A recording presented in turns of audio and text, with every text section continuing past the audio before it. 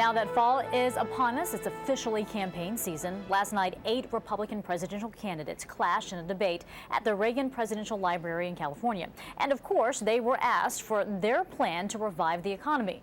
The candidates all said the way to do it is to lower taxes and roll back government regulations. You want to create jobs in America. You free the American entrepreneur to do what he or she does, which is risk their capital, and I'll guarantee you the entrepreneur in America, the small businessman and woman, they're looking for a president that will say, we're going to lower the tax burden on you and we're going to lower the regulation impact on you and free them to do what they do best, create jobs. In fact, we created more jobs in Massachusetts than this president has created in the entire country.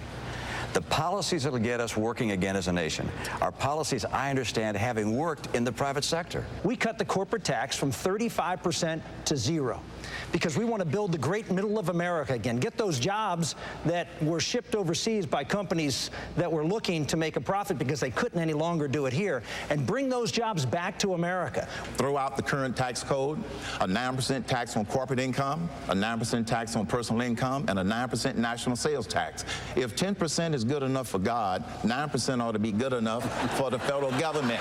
We have to have somebody who's been in the private sector, understands the fragility of the free market system, has been a successful governor as it relates to job creation, and knows something about this world. 47% of African American youth that are currently without jobs.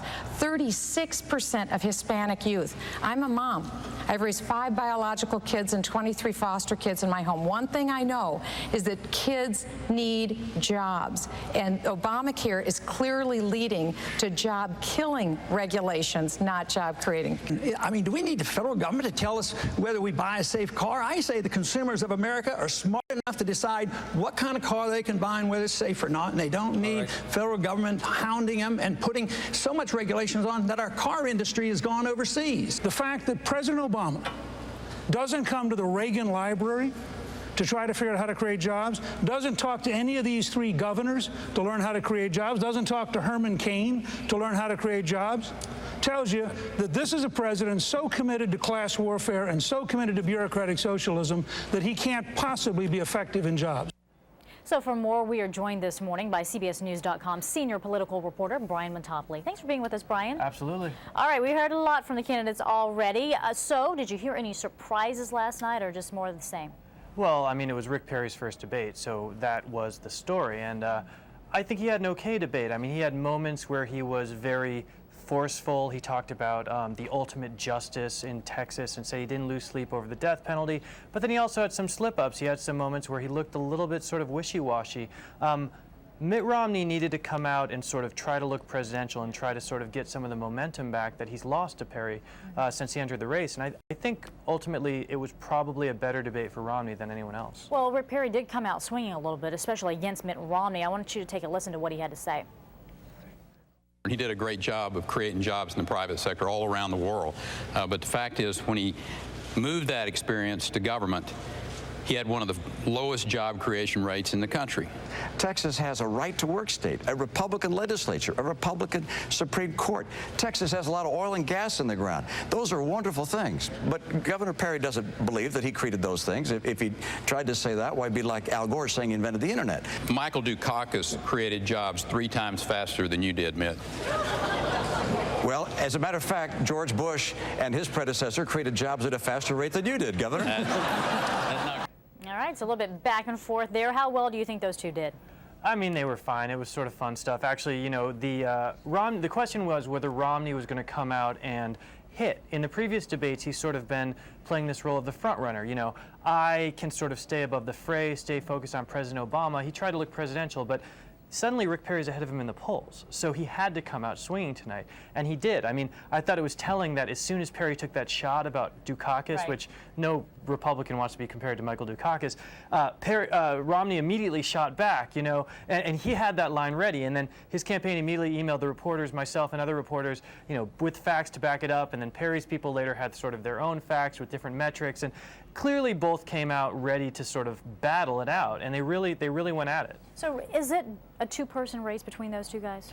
I think so. I mean, look, we've been talking about Michelle Bachmann for a long time, but frankly last night, Michelle Bachmann was a footnote She really was. I mean, she didn't seem like a major player in the debate.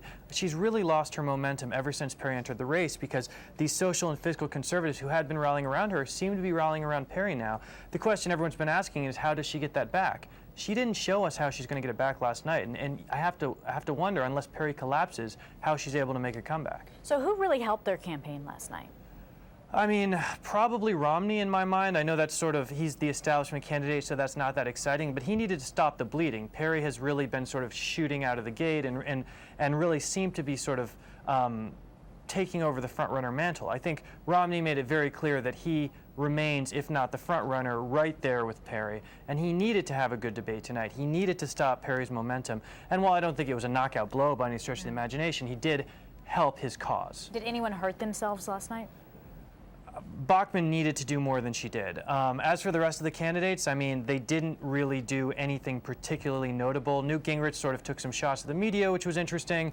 Rick Santorum continued his social conservative stuff, but I mean, nobody stood out. I mean, you have a field now that has two candidates way in front, then you've got Bachmann and Paul sort of trailing behind, and then you've got the rest of the candidates, none of them above maybe 5 or 6%, and I don't think that's going to change after this debate. Well, Newt Gingrich said, you know, come on, let's not go after each other, but can you really win this kind of a race if you stay above the fray?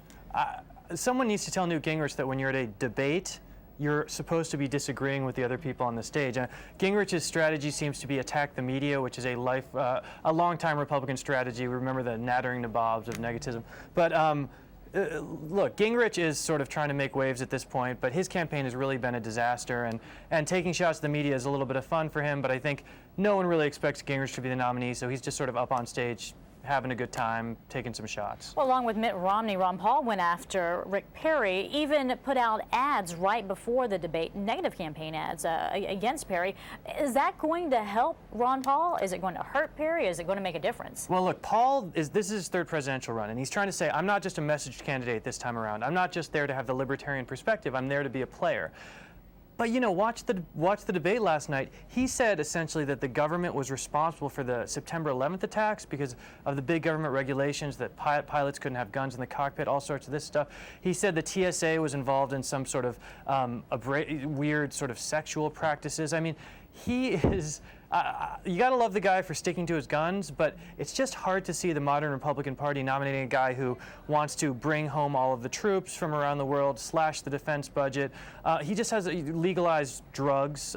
He's out of step with the modern Republican Party, so it's hard to see him as the nominee. Quickly, looking at that stage last night and all the potential candidates right there, is it smart for the Republicans to have a long, drawn-out primary here and try to find the nominee, or is it smart for them to go ahead and get the person and get them on, you know, focused on going after Obama? If you ask the sort of cooler heads in the party, they say, let's get somebody, let's get this over with quickly, and let's focus on the general.